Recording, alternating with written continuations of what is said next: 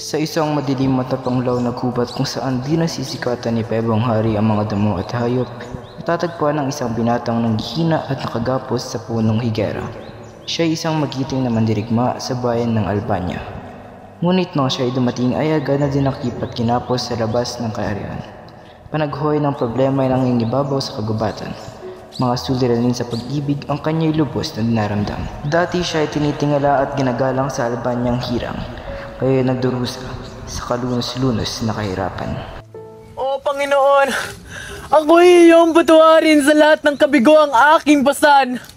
Laura, aking iniibig, bakit mo ako iniwan?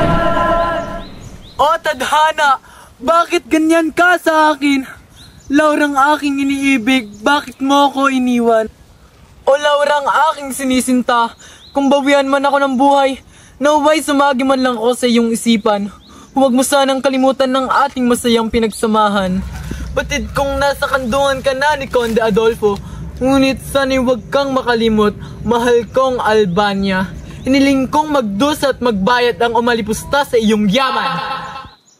Laura't Albanyang aking minamahal, ako sa inyo'y nagpapaalam.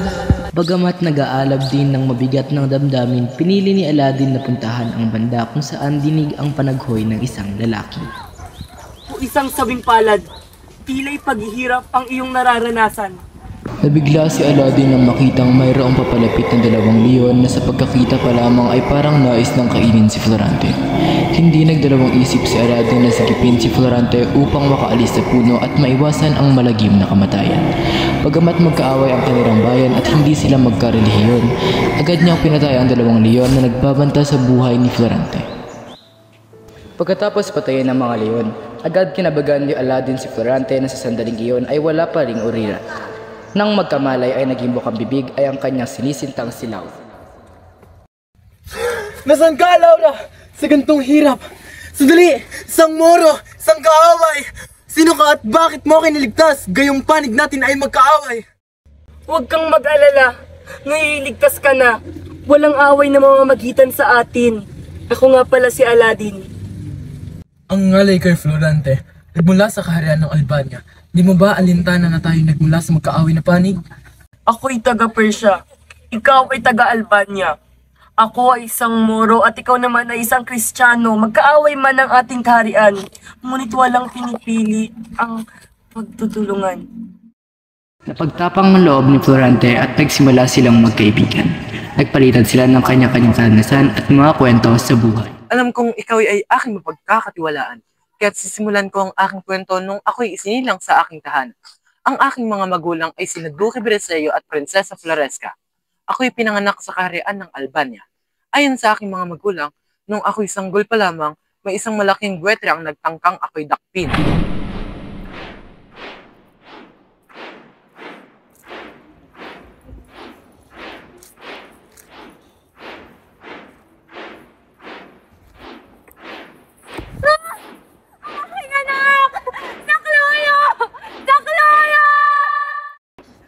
Buwitre! Pakwalan mo ang kawawang sanggol!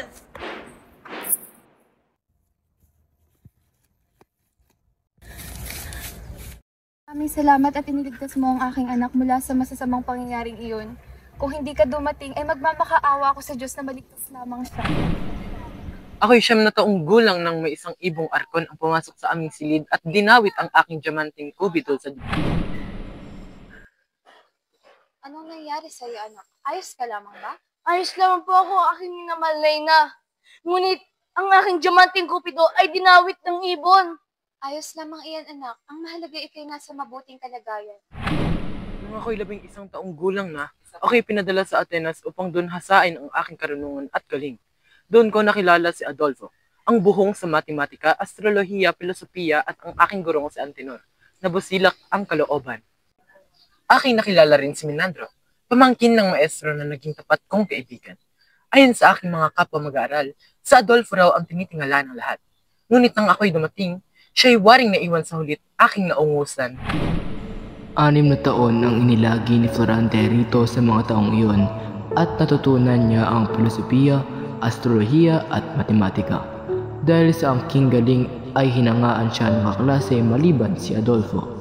Isang araw ay nagkaroon sila ng isang dula-dulaan na eksena ni Adolfo at Florante ay mayroong hindi inaasahang naganap. Si Florante ang ating bayaning nagwagi! Hindi maaari. Adolfo, ano ba yan? Isa kang mga agaw. Lahat na lang ay napapa sa iyo. Dapat kang mamatay. Ano ba ang ginawa ko sa iyong masama? Nais ko lang magbigay ng karangalan para sa ating bayan. Tinagaw mo ng lahat. Nasa iyo na lahat ng atensyon. Pati ba naman karangalan, ito ay iyong aagawin. Dapat ka nang mamatay. Mabuti na lamang ay napigilan ni Menandro ang dahas na ito bago pa man ito tumama kay Florante. Dahil sa karasang ginagawa ni Adolfo, madali siyang napauwi sa Albania. Naiwan sa Atenas si Florante. Mag-iisang taon na ako nang ako'y matanggap ng balita mula sa aking ama. Florante, lagi mong pakatandaan ang bilin ng iyong ama. Huwag parilin lang sa taong nakaniti bagkus ikay maging mapagmatsyag at handa sapagkat si Adolfo ay waring isang angas makamandag na naghihintay ng tamang panahon para sumugod at magulo. Iyon nga, isama ang aking pamangkin na si Menandro upang ikay gabayan at tulungan sa panahon ng kagipitan. Maestrong aking ginagalang, ang iyong payo ay aking lubos ang papahalagan. Menandro, kaibigan, halina tayo umalis na. Muli, paalam. Nang buksan ko ang liham ni ama, doon ko napag-alamang sa makabilang buhay ng aking minamahal na ina.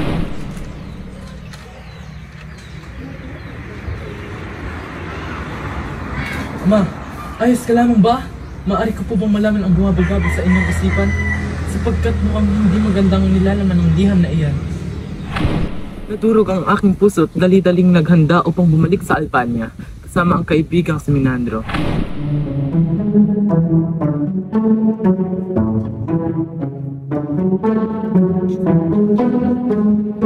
Ako'y nagagalak na ikaw ay aking makilala. Kumusta ka naman sa Atenas? Isinalaysay ni Florante ang mga pangyayaring naganap sa kanya sa Atenas. Sinakakit mo ang mangis na lalaking aking napapaniginipan ng umuno sa upo. Tayo magtungo sa pagpupulong upang mapag-alaman natin. Mahal na harilin sa'yo, tinataglay ng binatang ngayon ang mahalagang katangianan dapat tumunod. Ako'y sumasang-ayon, mahal na hari. Base sa kanyang talino at tikas, ang pagkapanalo ay tiyak.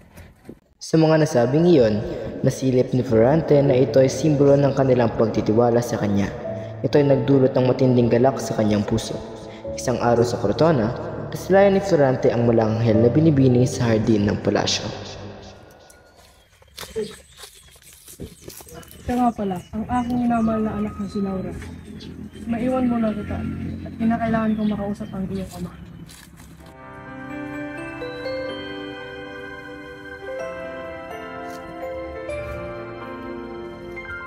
Magandang umaga, prinsesa. Ako'y nalulugod na makita ka.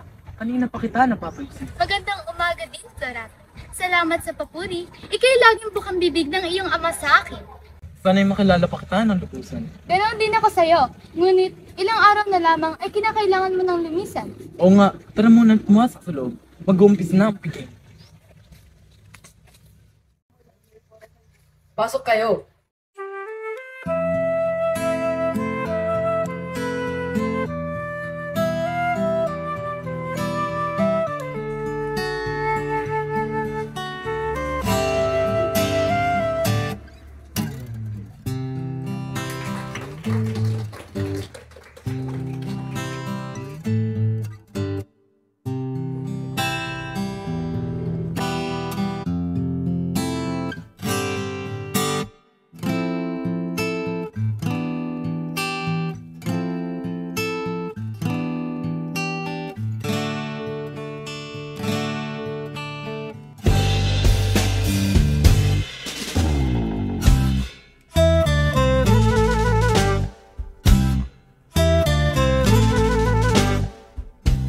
Para sa Albania, para sa Cortona.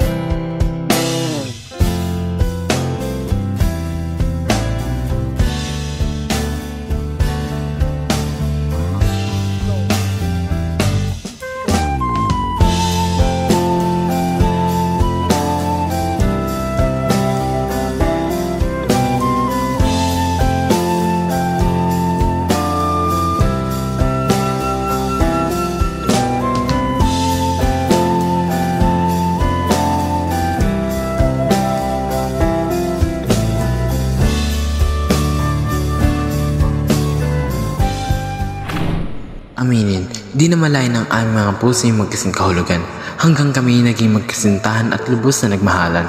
Ngunit panahoy sadyang ang kay bilis at ako'y kailanang umalis upang makidigma at ipagtanggol ang bayan na aking minamahal. Ngayong araw na kikitigma. Ikaw, Florante, makikisagpa sa mga morong magsik sa labanan. Ito'y iyong laban para sa